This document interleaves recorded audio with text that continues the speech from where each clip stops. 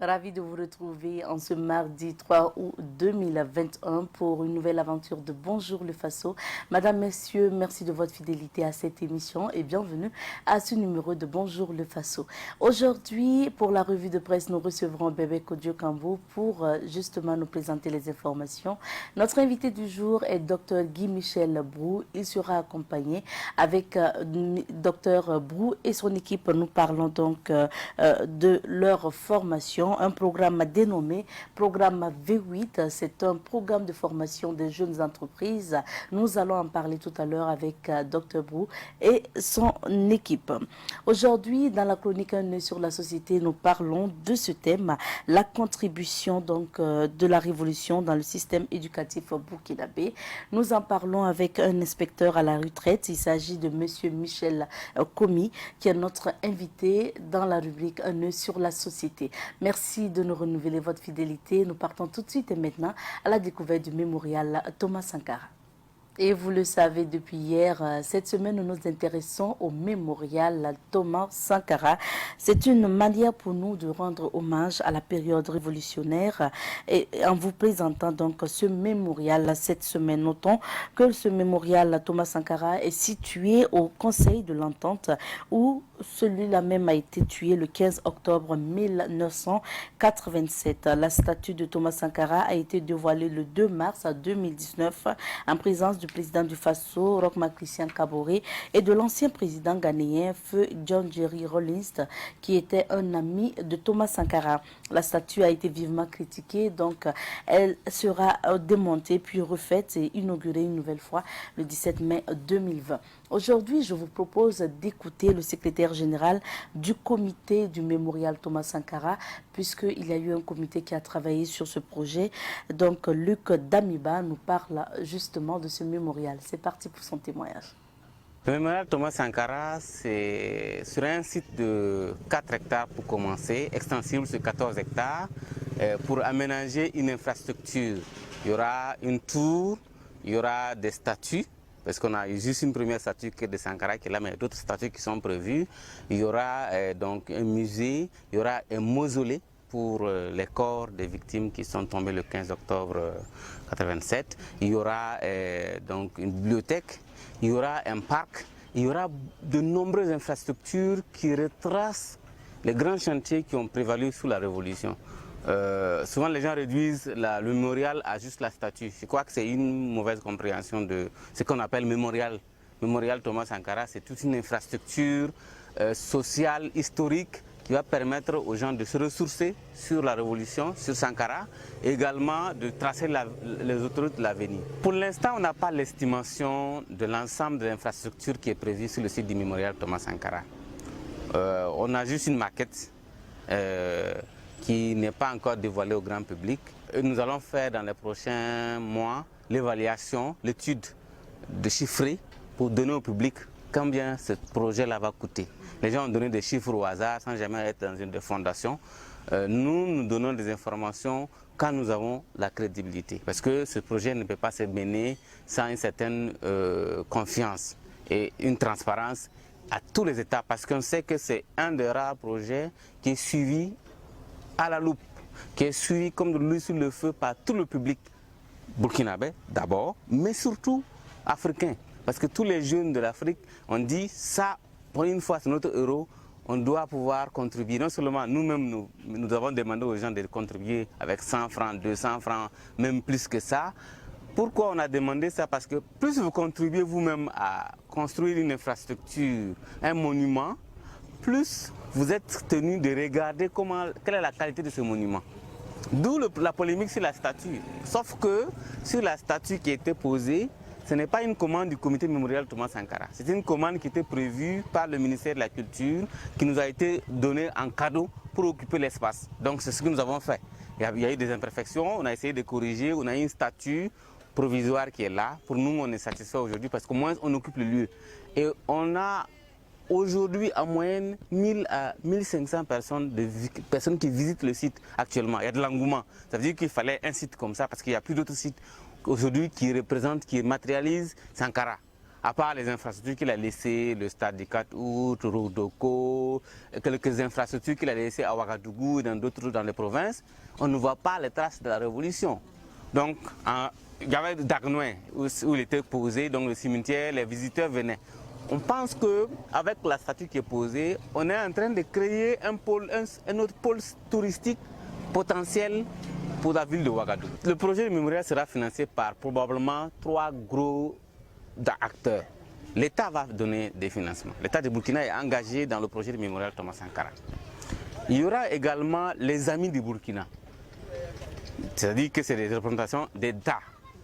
Et il y aura la population.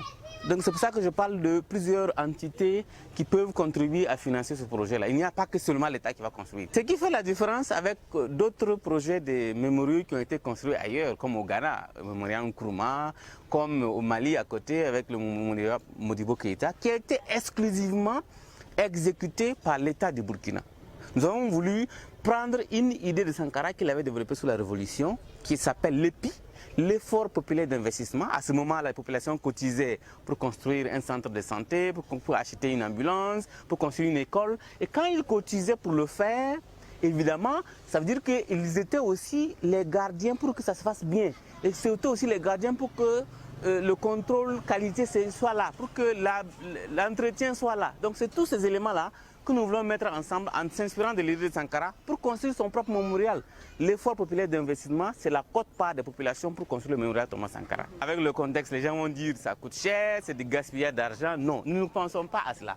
Nous pensons que plutôt ce projet mémorial va générer d'autres recettes pour aider d'autres secteurs à se développer. Le projet mémorial, quand il sera fini et qu'il y aura une fondation ou une structure de gestion des recettes de ce projet, ça va générer à construire des hôpitaux, ça va générer pour construire des écoles, ça va générer pour appuyer l'université qui est juste à côté en termes d'infrastructures.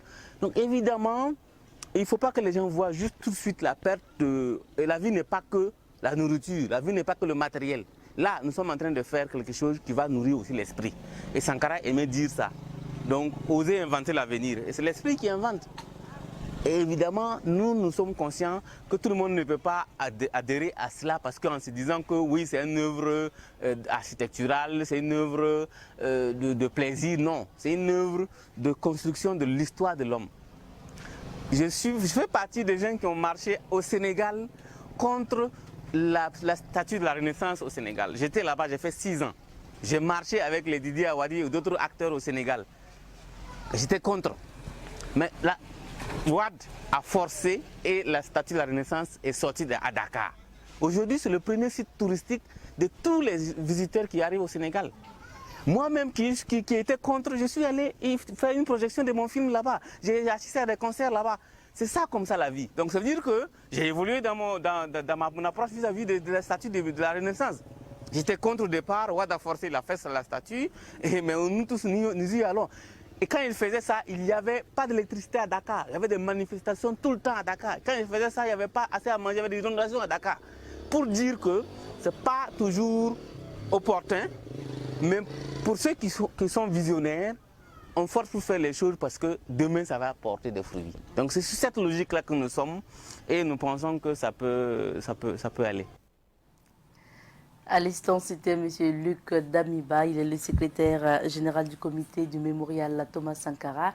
Il a dit que le mémorial n'est pas encore fini parce que le mémorial ne se limite pas à la statue ou au statut. Le mémorial, c'est beaucoup d'autres infrastructures qui ne sont pas encore réalisées, pas toutes en tout cas. Mais ce site reste un des sites touristiques les plus visités, le plus visité à Ouagadougou et au Burkina Faso.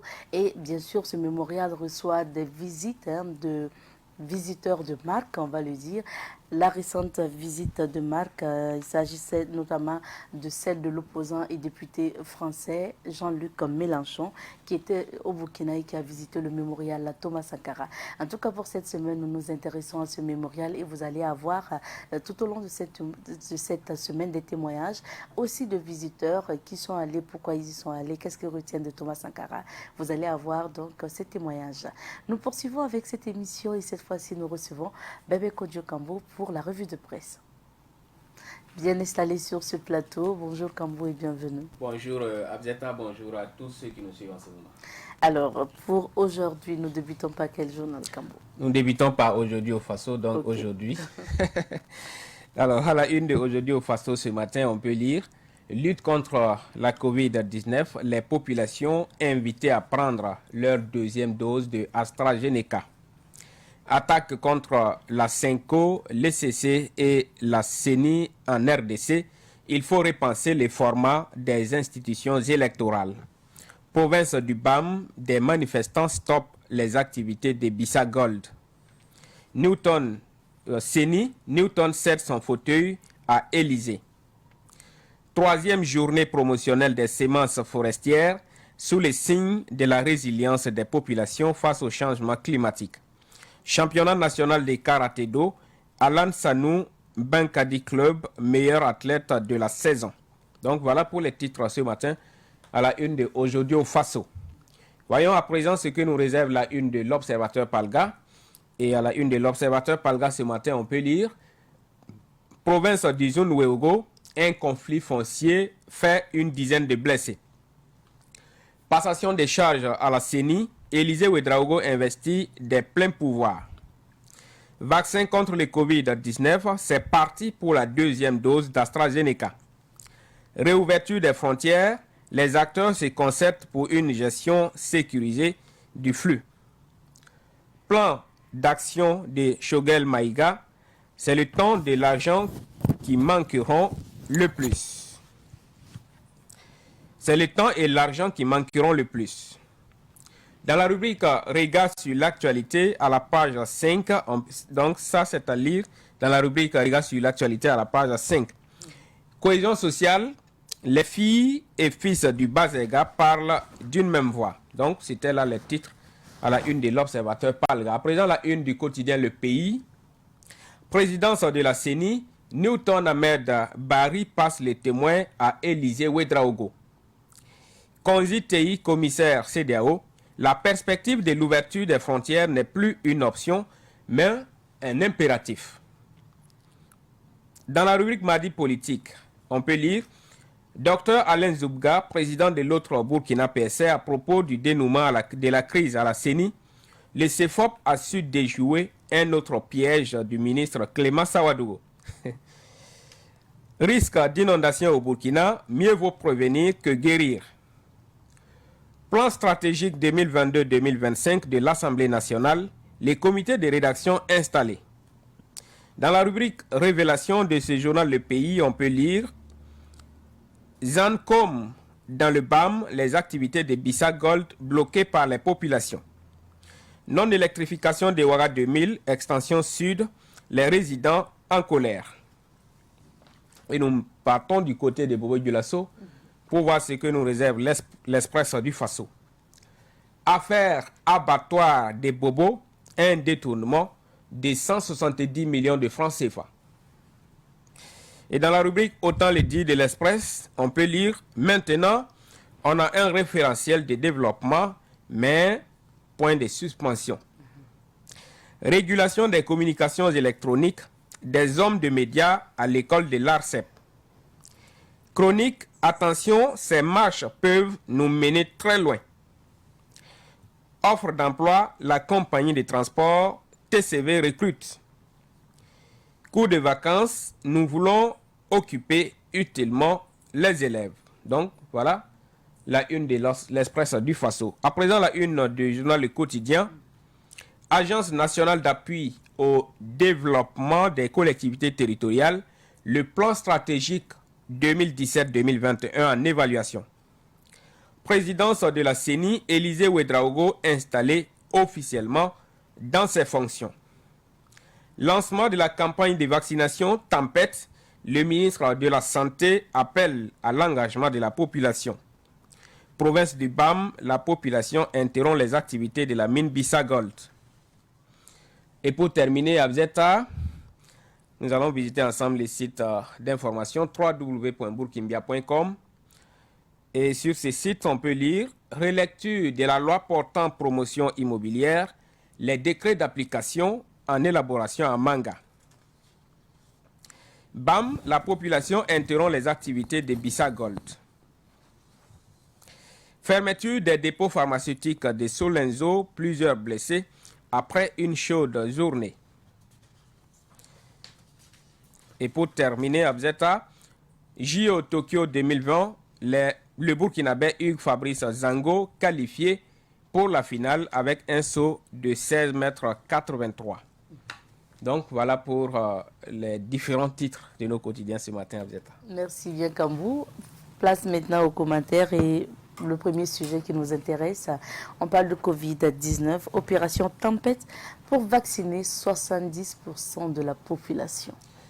Oui, l'opération Tempête qui a été lancée hier par le ministre de la Santé, le professeur Charlemagne Ouedraogo, c'était au CMA de Kosodo. Donc l'opération Tempête qui lance l'administration de la deuxième dose du vaccin AstraZeneca après les premières doses qui ont commencé à être administrées depuis le 2 juin.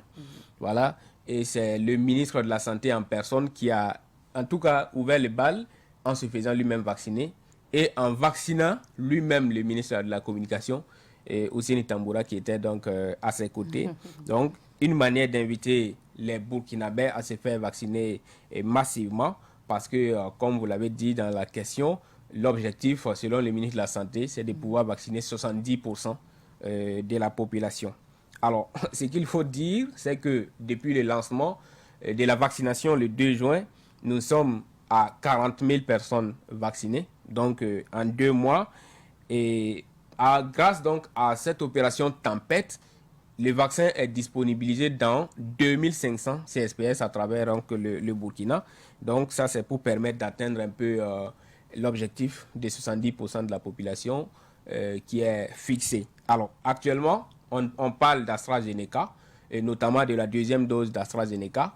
Mais quand on écoute le ministre de la Santé, il dit notamment que bientôt, on pourra également administrer d'autres vaccins, dont notamment le vaccin américain Johnson & Johnson, qui a déjà été réceptionné, et le vaccin chinois, Sinopharm, qui est également en train de venir, si on peut le dire ainsi.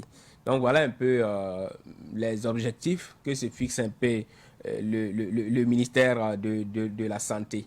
Alors, au cours donc de ce lancement, le ministre de la Santé, sûrement, c'est pour inciter les populations à se faire vacciner, à laisser entendre que l'ouverture des frontières terrestres tant attendues pourrait être conditionnée par l'atteinte d'un certain seuil de population vaccinée. Ah oui. Donc, ça veut dire que peut-être on va fixer un certain pourcentage qui doit être forcément atteint pour que on puisse ouvrir les frontières. Donc voilà un peu ce qu'il laisse entendre.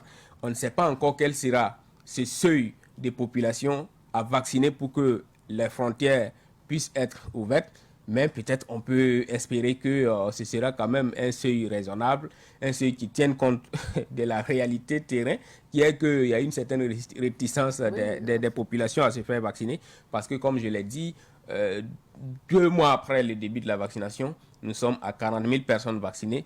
On sait que nous sommes un peu plus de 22 millions de Burkinabés. Donc 40 000 personnes vaccinées, ça ne vaut pas encore 1%.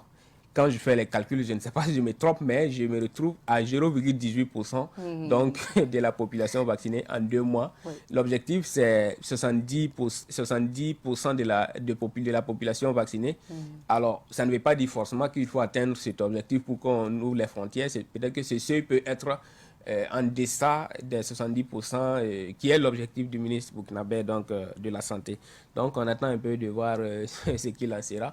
Mais quand on écoute un peu la communication qui est faite, c'est d'inciter les populations à se faire vacciner massivement. Voilà. Et pour le mois au Burkina, nous sommes dans la phase sensibilisation.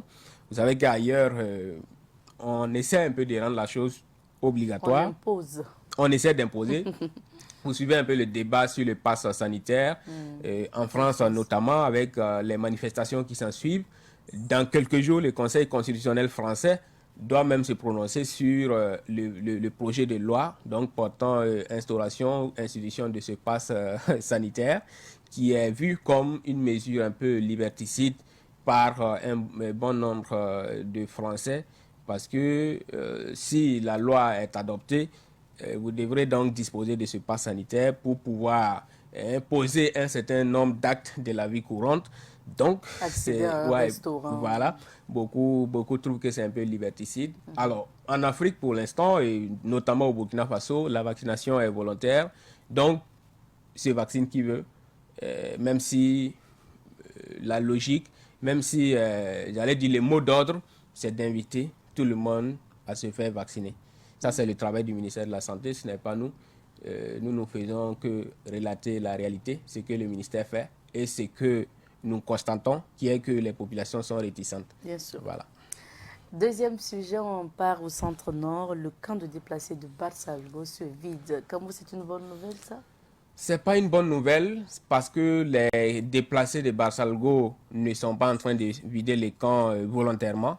C'est le CISC qui donne un peu cette alerte. Donc le CISC qui est le collectif contre l'impunité et la stigmatisation des communautés, voilà, qui à travers un communiqué de presse signé de son président, Dr Daouda Diallo, donne un peu l'alerte. Parce que quand on suit un peu le communiqué de presse qui nous est parvenu, alors le CISC dit que dans la nuit du 29 au 30 juillet, vers 2 h du matin, 2 personnes déplacées internes du camp de Barsalgo ont été enlevées par des individus armés non identifiés, lesquels individus armés non identifiés ont donné un ultimatum de 2 semaines à ces populations déplacées pour vider les camps.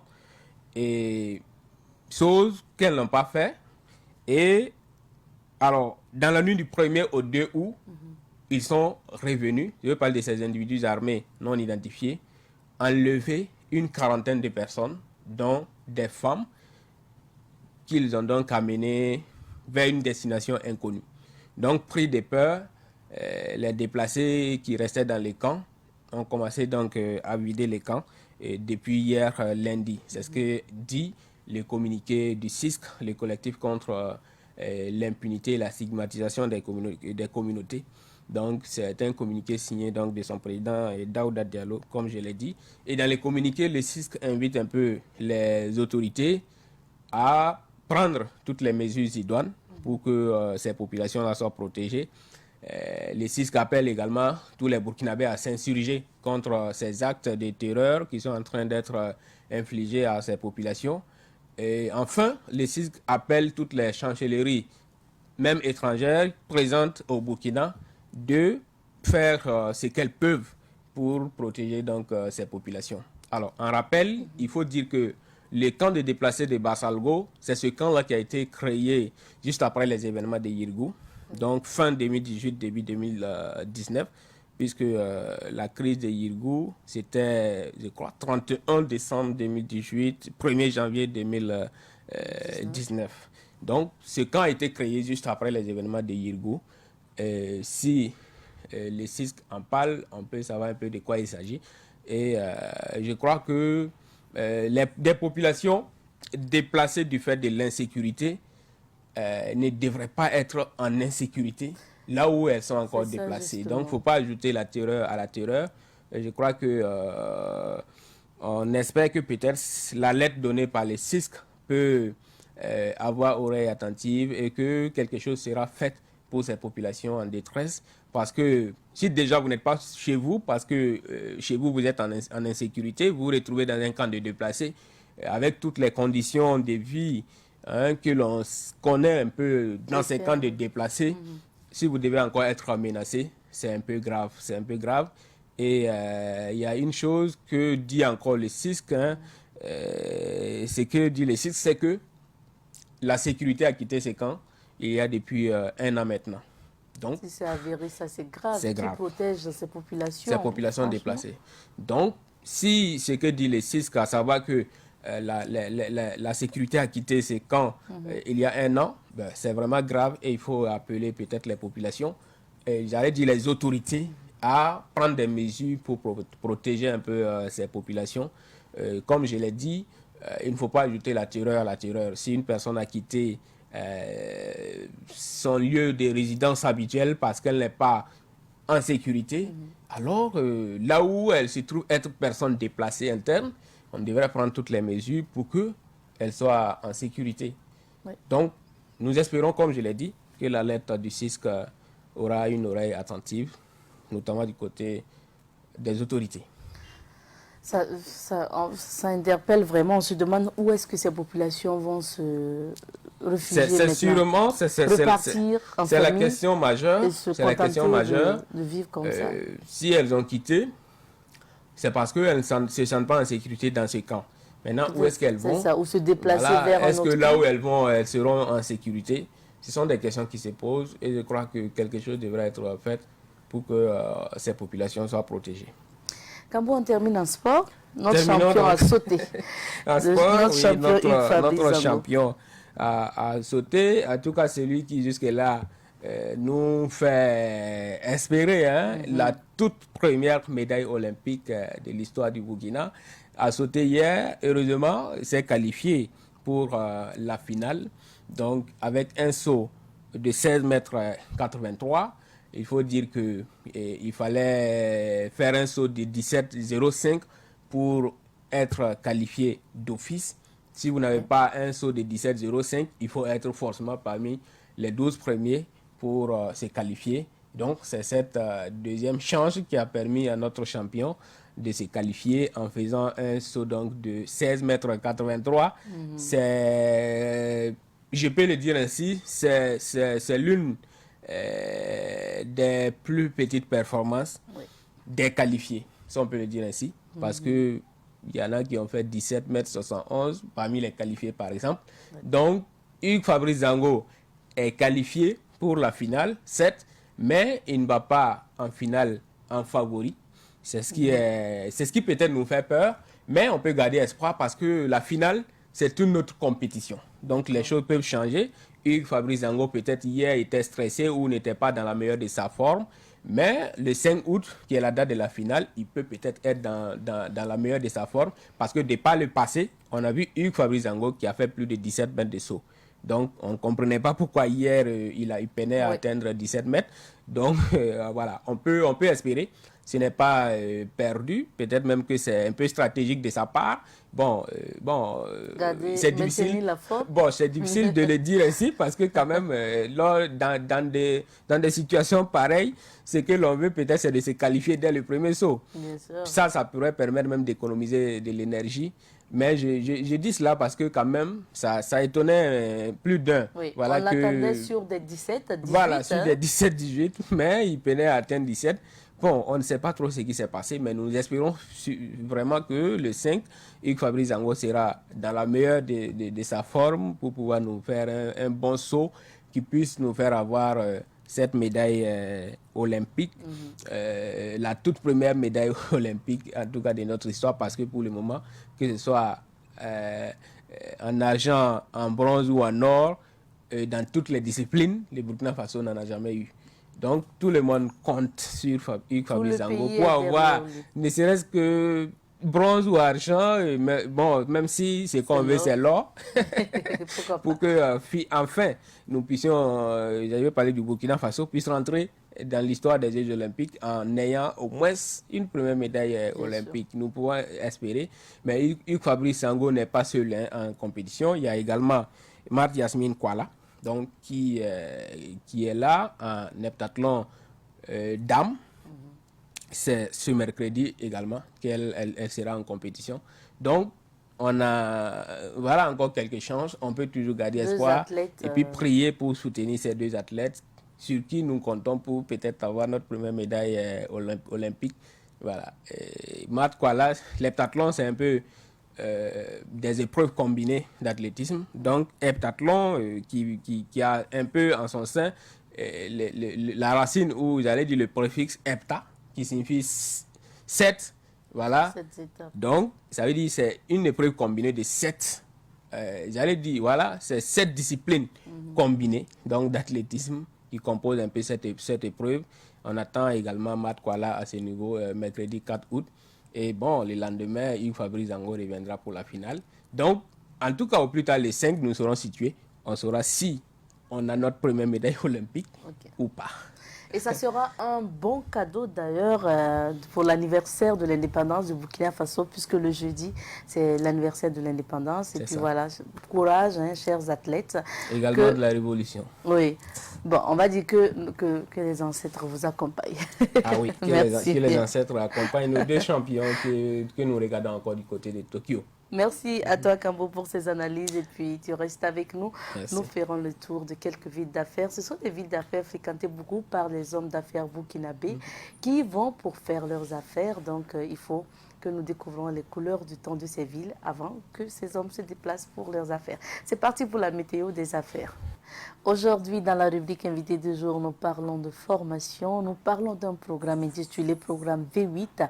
C'est un programme de Dr Guy Michel Brou. Il est sur le plateau avec nous avec un autre invité que nous allons retrouver après ceci. Dr Guy Michel Brou, bonjour et bienvenue. Bonjour madame. Dr Guy Michel Brou est docteur en management des technologies de l'innovation et de l'entrepreneuriat. Absolument. Il est PDG de MN Jack Company et il est consultant.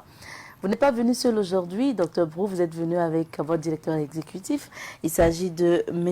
Karim Zango. Absolument. Bonjour et bienvenue. Bonjour madame. Merci à tous les deux d'être sur ce plateau avec vous. Nous parlons de votre programme, un nouveau programme, on va le dire, intitulé V8. Mais Dr Brou, déjà avant de débuter, de parler de ce programme, on sait que la dernière fois qu'on vous a reçu sur ce plateau, c'était pour parler de votre série ou bien de votre tournée de formation dans la région de Burkina. Comment ça s'est passé? Super bien. Alors, je voudrais vous dire merci. Merci à Saran Média. Merci enfin, à tous ceux qui nous font confiance. La journée, j'allais dire, la formation Grando au niveau national s'est bien passée. Et je pense que c'est ainsi logique. Nous sommes là aujourd'hui pour dire qu'il faut passer à une autre phase. D'accord? On a dit aux gens d'entreprendre, d'aller vers l'entrepreneuriat. On leur a donné quelques astuces, quelques stratégies. Alors là, nous sommes on a mis les deux pieds dans le plat. Il faut aller les accompagner, il faut les appuyer. Et c'est pourquoi ce matin, nous sommes là. Et là encore, je tiens à leur dire merci pour la confiance qu'ils font dans le cabinet. Et merci à ma modeste personne. Vous avez eu assez de participants? Absolument, ça se passe très bien. Je pense qu'à Boulasso, à Ouaguia, à Ouagaïchi, je pense que c'est bien passé.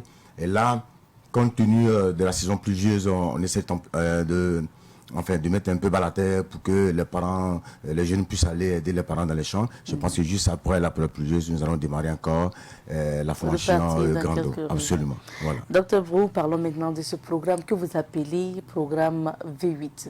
Bon, c'est la marque d'une voiture, comme les téléspectateurs ont dû le remarquer. Alors, pourquoi décider de donner un nom comme ça à un programme? Est-ce que c'est pour dire que si vous suivez ce programme, vous allez vous acheter des V8? Alors, super. Alors, ce matin, nous sommes là pour annoncer deux programmes majeurs au niveau de notre cabinet. Alors, il s'agit du programme V8. Alors, quand on parle de V8 aujourd'hui, c'est quoi? C'est une voiture de luxe, d'accord? Une voiture pour les gagnants, une voiture pour les champions, une voiture pour les forts. Alors aujourd'hui, quand on voit quelqu'un dans une V8, on se dit waouh, ça va un peu. D'accord, même si l'apparence souvent est trompeuse, mais on s'est dit, quelqu'un quand même qui roule une V8, c'est financièrement plus ou moins, ça va un peu. Alors, le concept V8, c'est pour juste dire, c'est le concept de l'entrepreneur gagnant. Parce que le programme que nous venons annoncer, c'est un programme qui répond à une seule logique. Nous avons mené une enquête il y a quelques mois. D'accord. On a découvert que l'année dernière, au Burkina Faso, ici, il y a eu environ 15 000 entreprises qui ont été créées. Alors, sur les 15 000 environ qui ont été créées, 4 sur 5 vont mourir avant le premier anniversaire. Et seulement 2 sur 10 vont arriver à leur 5e anniversaire. Alors, on s'est dit qu'il faut agir. Tout de suite, il faut réagir, parce que si on n'agit pas, c'est dangereux. Alors, on a initié le programme V8, comme je l'ai dit, c'est le programme de l'entrepreneur gagnant. Alors, c'est quoi? C'est un programme qui va concerner les entrepreneurs qui ont l'entreprise. Docteur Brou, avant que vous n'expliquiez justement ce programme, je donne la parole à M. Zango.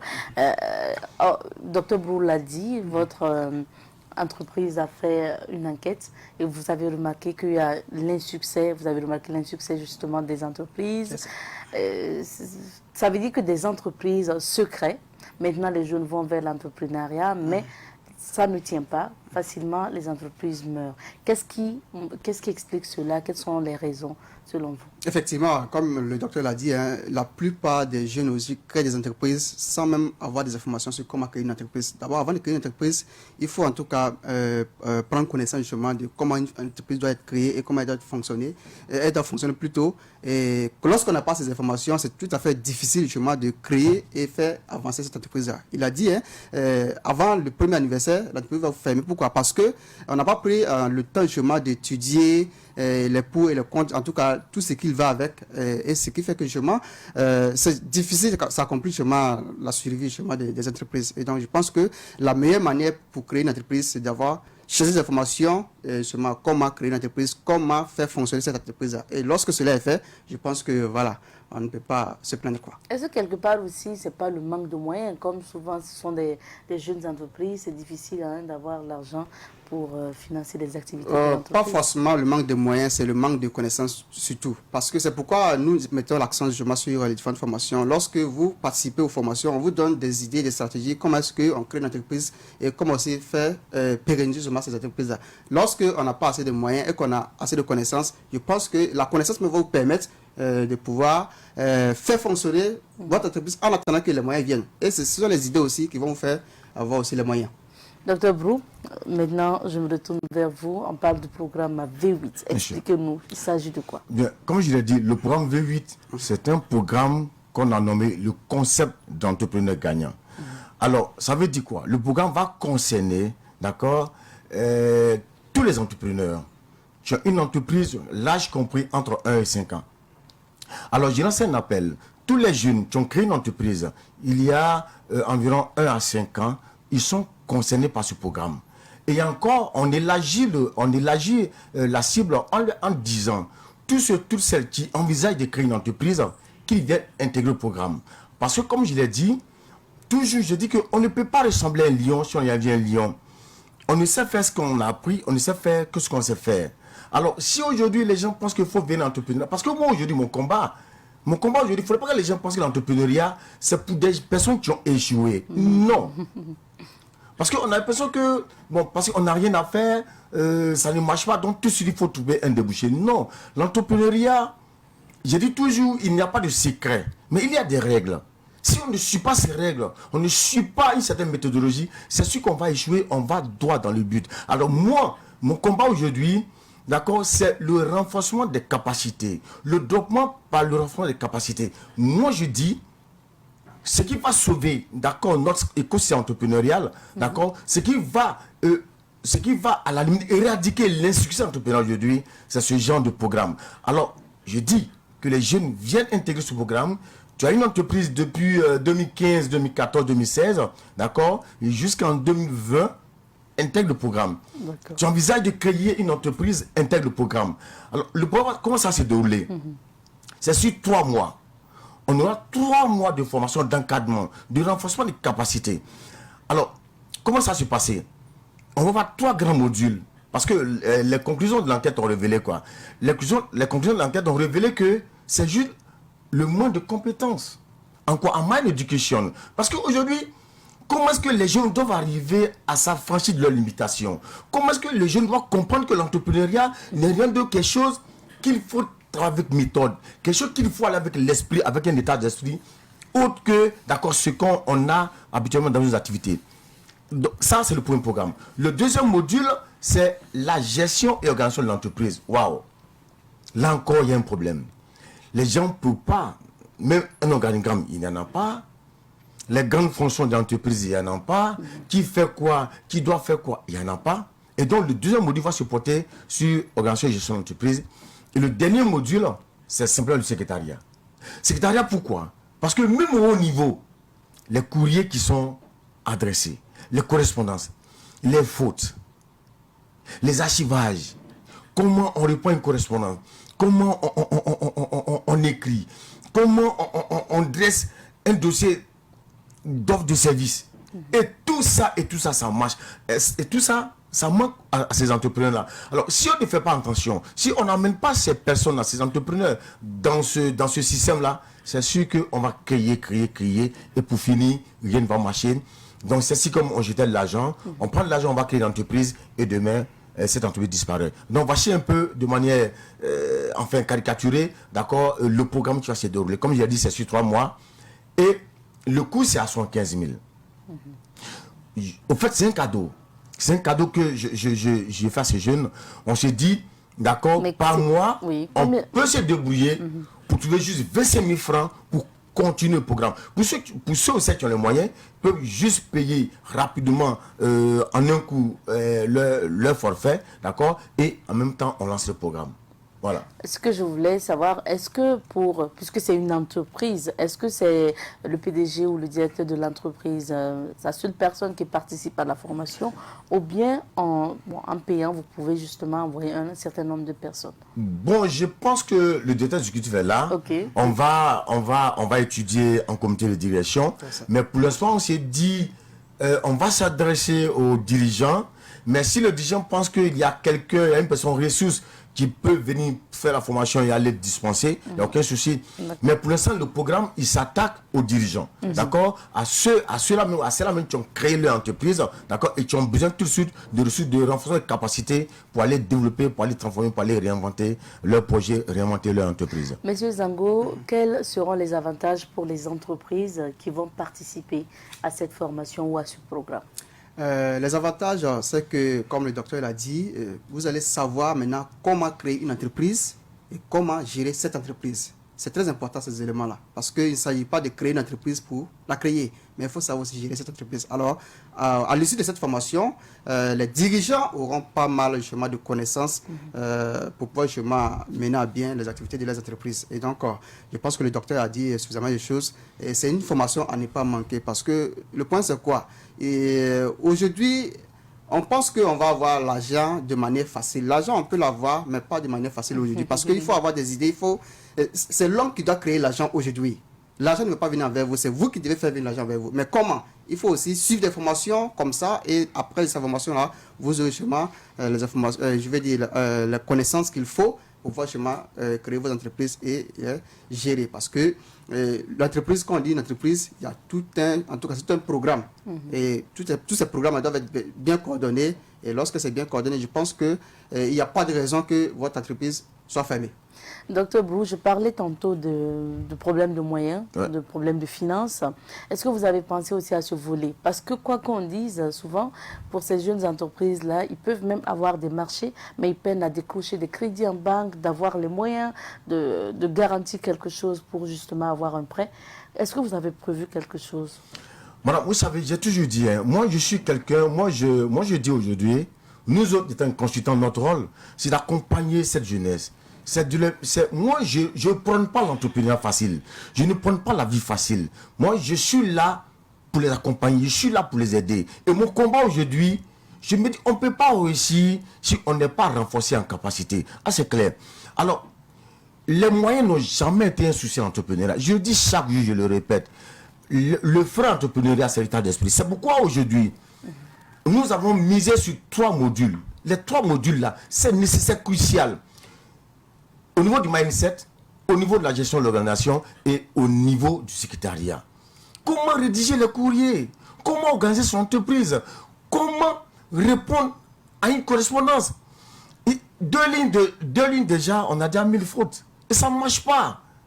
On ne peut pas, aujourd'hui, on ne peut pas avoir des congés de marché, comme vous le dites, si on ne fait pas des offres. Alors, c'est pourquoi, dans le programme, on a prévu, d'accord, un réseau d'entrepreneurs qu'on a nommé Ensemble. Ensemble vient pour répondre à ce dont vous parlez.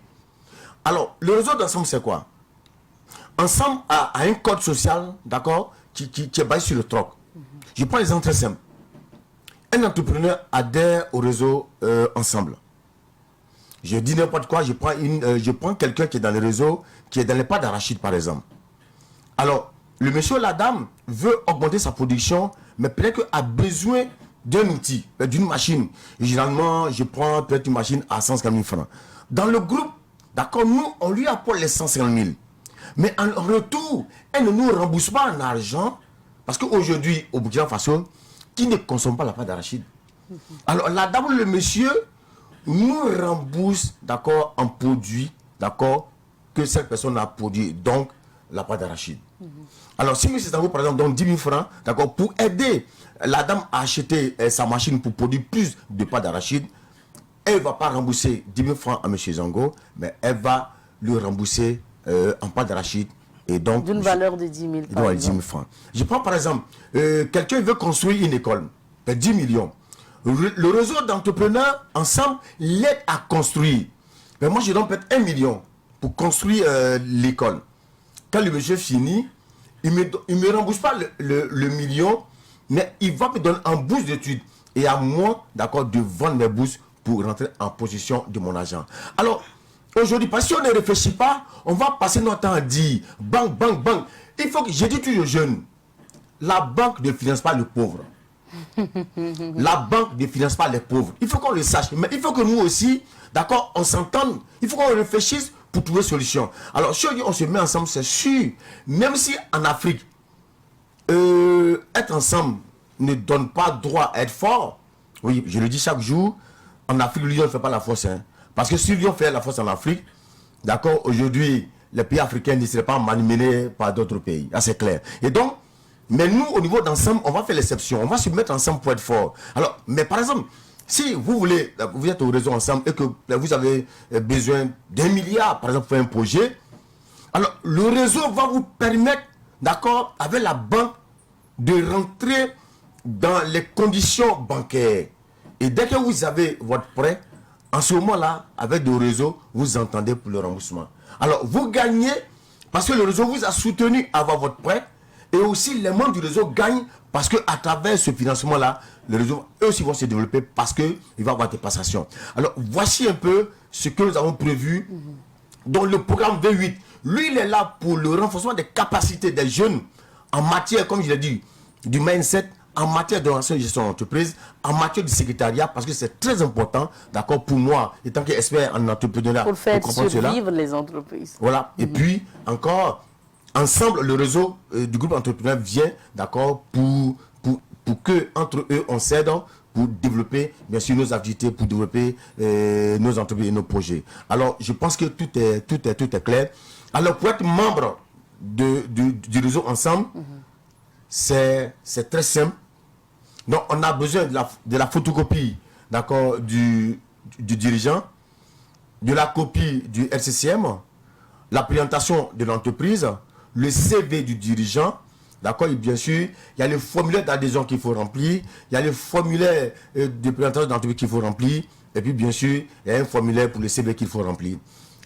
Pourquoi? Parce que c'est quelque chose de très sérieux, d'accord? Parce qu'on va s'entraider, comme je l'ai dit, le système de drogue va circuler entre nous. Alors si on ne fait pas attention, c'est sûr qu'on risque de faire n'importe quoi. Oui. Et pour adhérer au réseau ensemble, d'accord, l'adhésion c'est 15 500. Voilà. Pour ajouter un mot à ce que voilà, le docteur a dit, je pense qu'il y a une cohérence même lorsque vous suivez un peu le développement qu'il a tenu de faire. Après le programme V8, pourquoi? Le programme V8 c'est venu renforcer les capacités, en tout cas vous permettre d'avoir des connaissances sur comment créer une entreprise. Ça c'est le premier volet. Le deuxième volet, on va vous accompagner à travers le projet Ensemble. Le projet Ensemble, ça veut dire après la formation V8, là, tu ne vas pas dire que tu n'as pas d'argent.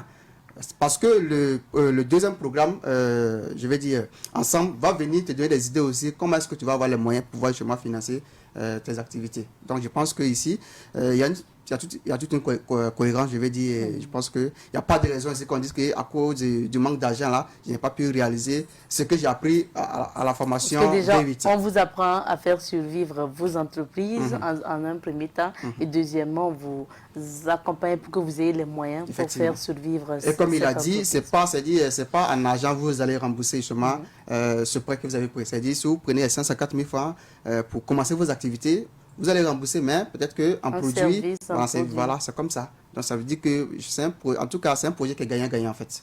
On sait que le système du TOC, c'est un ancien système. Nos grands-parents utilisaient ça. Moi, j'avais besoin j'ai du maïs et j'ai besoin de mil, et que Laura qui est notre productrice, a du mil. Moi, je donne mon maïs, je récupère son mil et elle est là, le maïs. Voilà, ce système marchait un peu avec nos grands-parents. Parce que ce que j'ai remarqué, nous, on est là, on se plaint. Qu'est-ce qu'on fait? Pour moi, il est temps qu'on a de se plaindre. Il faut aller à l'essentiel. Alors, il faut réfléchir pour trouver des solutions aux problèmes, à nos problèmes. Alors donc, nous, au niveau du cabinet, on a réfléchi. On a dit, il faut qu'on crée un réseau d'entrepreneurs qu'on va nommer Ensemble. Donc, Ensemble est un réseau d'entrepreneurs. Alors, vous venez adhérer au réseau, d'accord, et nous, on vous accompagne. Alors, vous avez besoin de la visibilité. Imaginez, si on est 1000 entrepreneurs, si chacun donne 1000 francs, si on vient déposer cela à Savane Média, est-ce qu'on peut voir la visibilité? Bien sûr. On peut passer pour nos produits, on peut passer à la télévision, faire des sports gratuitement, parce qu'on est fort. Imaginez si on est 1000 entrepreneurs qui chacun donne 5000 francs. Quelle banque va résister à nous? Quelle banque? Quel microfinance va nous résister? On est 1000 entrepreneurs. On a ouvert des comptes dans cette microfinance-là. Est-ce que cette microfinance pourra résister? Non. Docteur, il faut qu'on réfléchisse aujourd'hui. Après, c'est la gestion. Beaucoup vont se dire, le fait de réunir des gens, récolter des fonds, comment vous allez gérer cela pour éviter que, je ne vais pas dire qu'il y ait des détournements, mais en tout cas que certaines personnes mal intentionnées prennent peut-être des prêts, ne remboursent pas ou bien se croient plus intelligents que les autres. Madame, je pense qu'aujourd'hui, on ne connaît pas tout. Je pense que nos cabinets, on a pris notre solution. Aujourd'hui, on a un cabinet de conseil d'avocats. On a un cabinet de conseil d'avocats. Et ce que je suis en train de vous citer, c'est le cabinet de conseil qui a donné comment est-ce qu'il faut faire l'adhésion au niveau du réseau Ensemble. Donc, le CV, présentation d'entreprise, quand tu vas être créé, le chiffre moyen, depuis quand vous existez, tout et tout. Donc voilà, tout est déjà chose quoi. Vous voulez dire qu'il y a beaucoup d'informations. Oui, avec tous ces éléments, je pense que c'est suffisant. Je voilà. pour qu'on puisse avoir toutes les informations sur les adhérents. Absolument. C'est pourquoi je demande aux entrepreneurs, d'accord, surtout le programme V8, les entreprises qui ont été créées depuis 2014-2015 jusqu'à aujourd'hui, d'intégrer le programme. Parce que je l'ai dit, aujourd'hui, ça, si on me met au défi, il n'y a pas un entrepreneur qui va intégrer ce programme-là. Et puis, au bout du premier mois, ne peut pas commencer à gagner de l'argent. Ce n'est pas possible. Madame, ce n'est pas possible. Je n'aime pas trop aller dans les choses, mais quand même, au niveau entrepreneurial, quand même, expert en entrepreneuriat, je pense que il y a du contenu. Et souvent, je l'ai dit, que l'entrepreneuriat, au fait, ce n'est pas quelque chose, d'accord, qu'il faut aller peut-être un plat qui est déjà prêt ou bien un habit qui est déjà chez. Non. Chacun fait son entrepreneuriat sur sa mesure, sur son costume, sur sa robe, sur sa chemise. Chacun prépare son costume et il le porte. C'est un peu comme l'entrepreneuriat. Vous pouvez voir le couturier, il prend les mesures, voici. C'est comme ça, ça marche. Alors, si on pense que, d'accord, on va vivre comme boum, et puis un coup, les milliards sortent, c'est pas possible. Je l'ai dit toujours, je l'ai dit, que si tu es un pleurnichard, c'est pas la peine de faire l'entrepreneuriat. Parce que l'entrepreneuriat, d'accord, c'est ceux ou celles qui remportent du caïman. Voilà, il faut être dur, il faut être un courageux, il faut être une courageuse. Et c'est pourquoi aussi, je dis aujourd'hui, Dieu merci, nous, on n'a pas eu des personnes comme nous. Nous, on n'a pas eu des aînés qui étaient devant nous, qui nous donnent des conseils. Aujourd'hui, il y a un cabinet comme India Company, d'accord, nous sommes là, M. Zango qui est là, nous sommes là pour les aider, pour les accompagner. Je dis toujours, on ne peut pas ressembler à un lion si on a vu un lion. Alors, donc, il faut apprendre tout simplement, il n'y a pas de secret, mais il y a des règles et qu'on suit ces règles-là, ça marche. Alors, donc, je lance toujours l'appel. Le programme V8, comme il a dit, c'est le programme du concept de l'entrepreneur gagnant. D'accord? Ils viennent, ils intègrent le programme. Donc pendant 3 mois, on va les accompagner. Et bien sûr, après ça, il y a le réseau ensemble qui est là. Alors, ils peuvent adhérer au réseau et à partir de là, les choses vont bouger. Alors, docteur, notre temps tire vers sa fin. On va vous permettre de rappeler les conditions de participation ou bien le directeur. D'accord, docteur, les conditions de participation. Et concernant le programme V8, ok? Le programme du le conseil d'entrepreneur gagnant, c'est quoi? C'est juste avoir une entreprise. Avoir une entreprise et tout de suite, vous venez vous inscrire. D'accord, c'est 15 000 francs pendant 3 mois. Alors, vous pouvez faire votre échéancier et intégrer le programme. Ensuite, il y a le réseau ensemble. Pour adhérer ensemble, c'est 15 500. Alors, vous adhérez ensemble à 15 500 et vous allez bénéficier de tout ce qu'on parle. Vous avez besoin d'un financement. D'accord, le réseau vous aide à avoir vos financements. Vous avez besoin, ce n'est pas d'une voiture, d'une moto, ce n'est pas d'un ordinateur, d'une imprimante. Le réseau vous aide. Comme j'ai dit, notre code social, notre lien social au niveau du réseau ensemble, c'est tout simplement le troc. Par exemple, hier, il y a un qui est venu, il dit, lui, il a une benne, d'accord, il a du sable.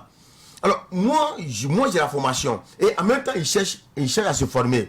Il dit, bon, monsieur, envoyez-moi 2 bennes de sable, peut-être à 60 000, 70 000, bien 100 000 francs, et moi, je vous forme. Lui, il a sa formation, moi, j'ai mon sable. Aussi simple que ça. Et si on ne réfléchit pas, on va tout le temps se plaindre et on ne pourra rien apporter. Alors, les contacts. Oui. Ils connaissent tous le contact du cabinet, le 64 62 62 38, donc je le prends 64 62 62 38, 63 99 06 54, 63 99 06 54. C'est les 2 contacts du cabinet et je pense qu'ils appellent, ils auront toutes les informations nécessaires pour adhérer aux 2 programmes. Le programme V8, donc concept de l'entrepreneur gagnant, et puis bien sûr le réseau ensemble. Je rappelle que le programme V8, c'est tout simplement un programme de renforcement des capacités, d'accord, des entrepreneurs ayant l'entreprise compris, l'âge compris entre 1 et 5 ans. Voilà. 1 et 5 ans.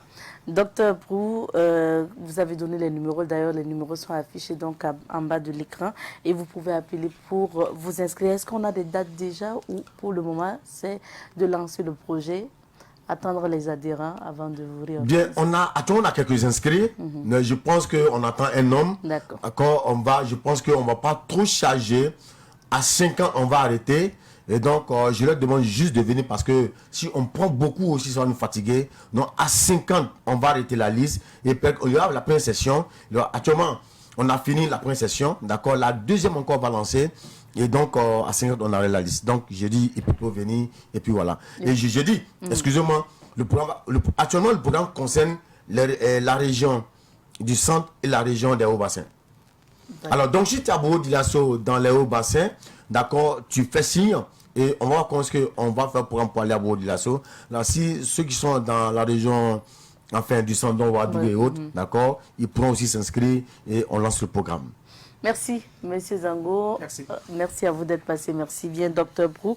Je rappelle que Docteur Guy-Michel Brou est consultant. Il est docteur en management des technologies de l'innovation et de l'entrepreneuriat, PDG de MNJAC Company, avec Monsieur Karim Zango sur ce plateau également, directeur exécutif de MNJAC Company. Avec nos 2 invités, nous avons parlé de ce programme intitulé V8, un programme de formation des jeunes entreprises ou bien des entreprises dont l'âge est compris entre 1 et 5 ans. Et puis, bien sûr, leur réseau ensemble, donc un réseau d'entrepreneurs. C'est ici qu'on va s'arrêter pour l'entretien. Nous poursuivons avec cette émission et aujourd'hui, pour la chronique Un œil sur la société, nous parlons de la contribution de la révolution dans le système éducatif burkinabé. Nous recevons un inspecteur de l'enseignement à la retraite. Il s'agit de Monsieur Koumi Michel, que nous allons retrouver tout à l'heure. Et avant donc de retrouver notre invité, je vous invite à suivre le micro-trottoir que nous avons réalisé sur ce thème avec Pakisba Mariama Ouedraogo qui est allé sur le terrain suivant les avis des populations. La révolution burkinabé, elle a monté le mental, elle a montré le peuple burkinabé comment il faut évoluer. C'est grâce à la révolution qu'aujourd'hui, tout un chacun est pressé pour avoir un lopin de terrain. Il faut donner des fessées, les corrections aux enfants. Il faut même rééduquer les enseignants eux-mêmes d'abord, après eux-mêmes, ils pourront rééduquer les autres enfants. Sinon, ça ne sert pas. Notre éducation, elle est totalement à plat. Ouais, l'école primaire burkinabé est à plat. Parce que aujourd'hui, en notre temps, dans les années 1965-66, une faute, ça vaut à 5 coups de fouet. Et à partir de ce moment, demain, tu pourrais te mettre à la tête qu'il faut bien étudier tes leçons pour que ça ne t'arrive plus encore. La révolution était venue avec une vision, une bonne vision, mais dans la marche de la révolution, il y a eu un couac en ce qui concerne l'éducation. Et ce que moi j'ai vécu et ce que je comprends aujourd'hui par rapport à la dégringolade du système éducatif. Quand vous prenez des personnes expérimentées, pour un fait de grève, vous licenciez plus de 1000 et quelques enseignants. Et vous prenez des gens dans le tas qui viennent pour faire l'enseignement sans expérience et sans aucune notion de ce que c'est que la pédagogie, ça ne peut pas donner des résultats, ça ne peut pas donner de bons résultats. Et le drame, ça a été cela au niveau de l'aspect éducatif, à mon sens. Un enfant qu'on est incapable de corriger ne peut pas être un bon enfant. On a refusé de corriger les enfants aujourd'hui. Les enfants sont dans la rue et les enfants ont pris les parents en otage. Les enfants ont pris les enseignants en otage. C'est dans quelle société vivons-nous? Où un père, une mère ne peut pas corriger un enfant. Où un instituteur ne peut pas corriger un enfant. On ne dit pas de martyriser les enfants, mais un enfant, ça se corrige. Un enfant qui n'a pas été corrigé dès l'enfance, il devient un adulte bizarre. Et c'est ce que nous vivons aujourd'hui. Nous avons de grands intellectuels avec de grands diplômes qui n'ont aucune valeur de vie sociétale. Qu'est-ce qu'on en fait? Qu'est-ce qu'on en fait aujourd'hui? Concernant les fouets à l'école, bon, moi, j'allais dire, je cautionne ça. Puisque à l'école, un enfant, si un enfant on ne le menace pas, il ne peut pas bien étudier. Donc un enfant, pour que l'enfant puisse prendre conscience, il faut qu'il y ait des menaces souvent. Voilà, souvent, comme on le dit en Afrique, on dit que l'enfant, le dos de l'enfant se trouve au niveau de son dos. Donc il faut le taper pour qu'il puisse entendre. Des avis partagés, vous avez pu noter donc l'avis de Juliette Congo, honorable Juliette Congo et princesse en même temps.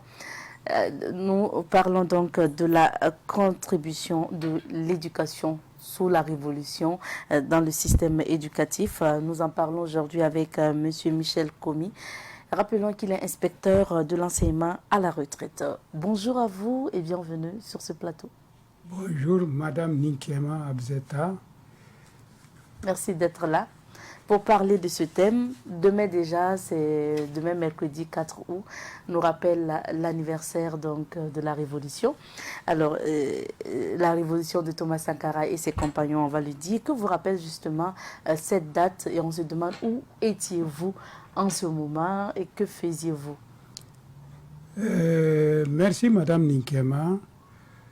Tout juste avant notre échange sur les événements de la révolution de Thomas Sankara et ses compagnons, permettez-moi d'adresser mon bonjour chaleureux aux auditrices et auditeurs de ce matin et leur souhaiter une bonne écoute et un bon anniversaire.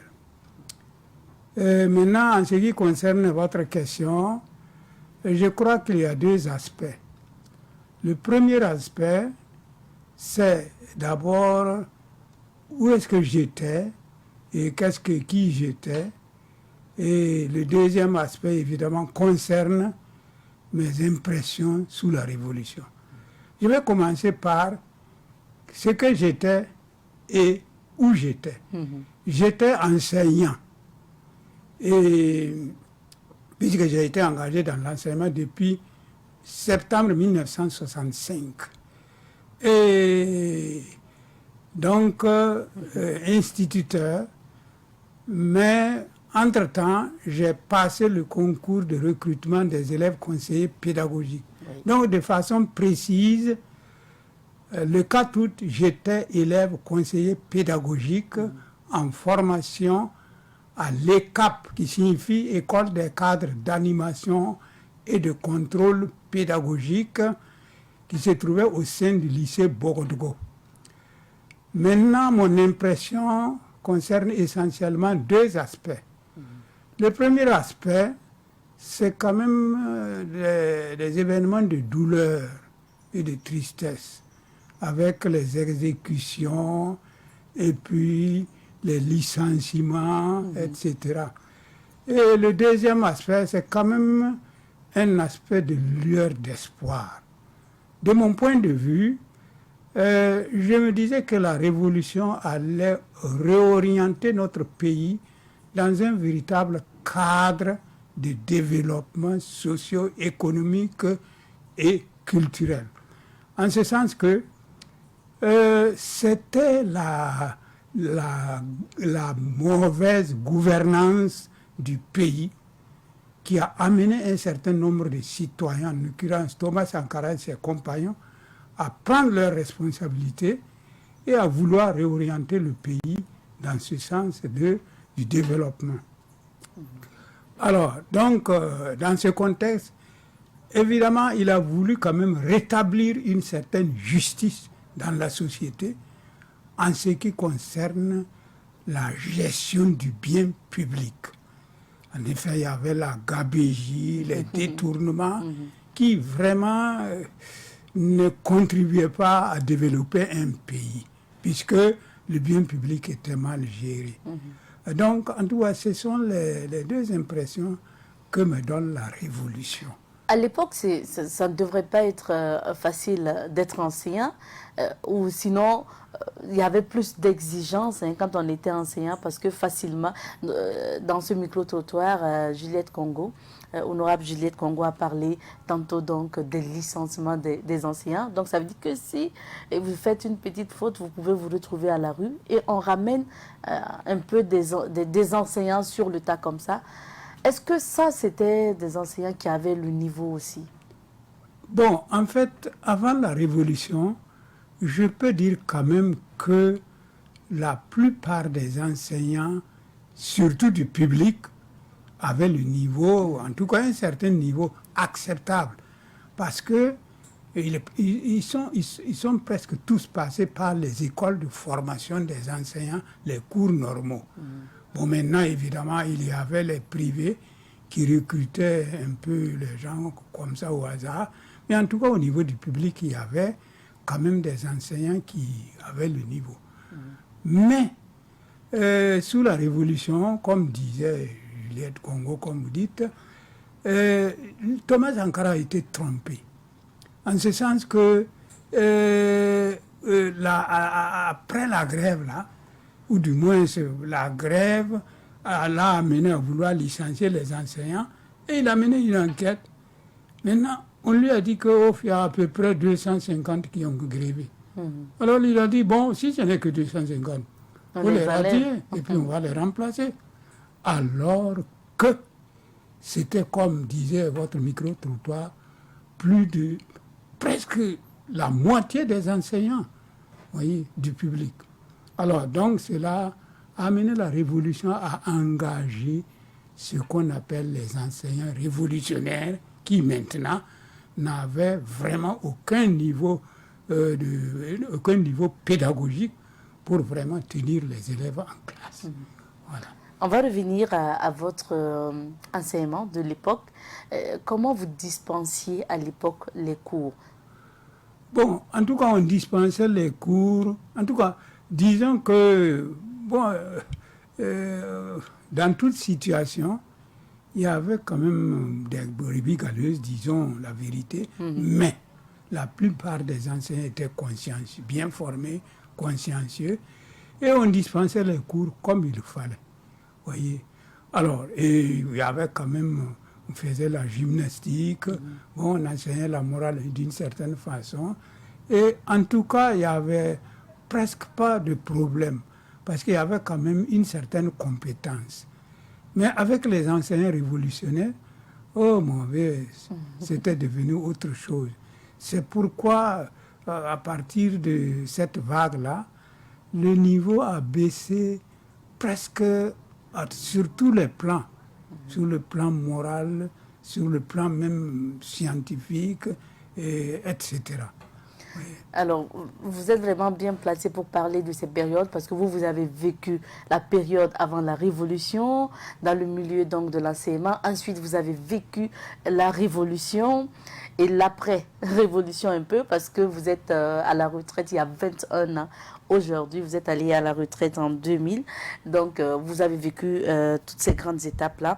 Maintenant, quand on parle d'enseignement, à votre temps ou au temps de la Révolution, est-ce que l'usage, ces enseignants faisaient usage quand même de la chicotte toujours Oui, madame. Disons que depuis l'époque coloniale jusqu'à l'époque actuelle, en passant par l'époque néocoloniale, au sein des classes, il faut se dire la vérité qu'il y avait l'usage de la chicotte. Voilà, faut pas le cacher, c'est vrai. Voyez. Oui. Alors maintenant, je ne sais pas, par rapport à la chicotte, qu'est-ce qu'on peut dire, que ce soit avant, pendant ou après la Révolution? Ce qu'on peut dire, c'est que la chicotte est bonne et mauvaise. Elle est bonne, pourquoi? Parce que c'est normal, c'est tout à fait normal. Il faut reconnaître que la chicotte, en fait, que nous appelons punition corporelle en langage pédagogique, est tout à fait éducative, est tout à fait normale.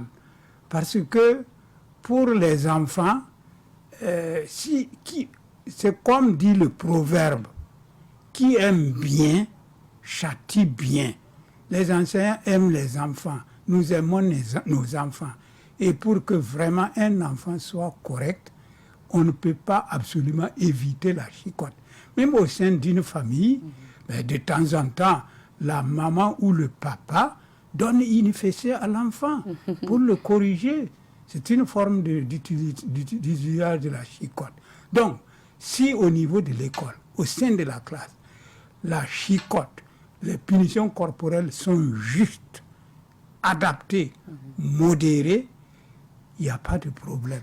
Ça contribue à la bonne éducation. Ça contribue à la bonne éducation, mais aujourd'hui, c'est que la chicotte est interdite.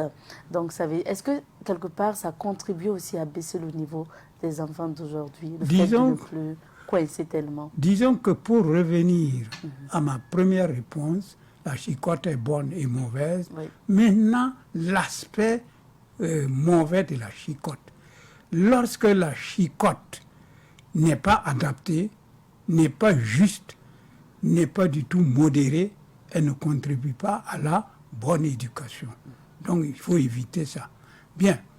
Alors, donc, de nos jours, on utilise la chicotte. Maintenant, est-ce que cette utilisation de la chicotte est une bonne chose? Je rejoindrai la première idée que j'ai avancée. Dans la mesure où on a une chicotte ou bien des punitions corporelles adaptées, voyez, mesurées, vraiment justes, même les enfants sont contents et ça contribue à leur bonne éducation. Et oui. Oui, alors notre temps tire vers sa fin, mais on va revenir à cet aspect de la révolution. On sait que la révolution aussi a été cette période où on a développé un peu l'éducation ou l'alphabétisation pour les personnes adultes qui n'ont pas fait l'école. Est-ce que l'alphabétisation ou école Bantare a permis un tant soit peu aussi d'éduquer plus la population, notamment les adultes? Tout à fait, selon mon point de vue. L'alphabétisation Bantare avait comme objectif, l'alphabétisation générale de toute la population. C'était un bel idéal. Parce que de nos jours, là, savoir lire et écrire est fondamental pour tout citoyen. Et effectivement, avec cette opération, on a pu alphabétiser et en quelque sorte instruire beaucoup de citoyens et beaucoup de citoyennes.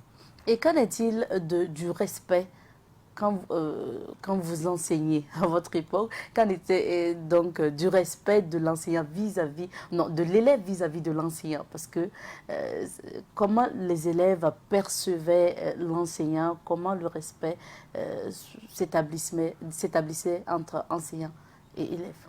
Bon, en tout cas, avant la Révolution et même pendant la Révolution, après la Révolution, il faut reconnaître que cet aspect est un peu spécial parce que tout enseignant qui mérite le respect de l'élève, les élèves le respectent. Okay. Maintenant, tout enseignant aussi qui déconne, qui ne mérite pas le respect de l'élève, parfois les élèves les négligent. Hein. C'est comme ça. Et c'est une justice. Oui, pour dire que de façon générale, lorsque l'enseignant est correct, un enseignant vraiment qui fait son travail comme il faut, il n'y a pas de doute au niveau de l'école, au niveau du village, partout on a du respect pour lui.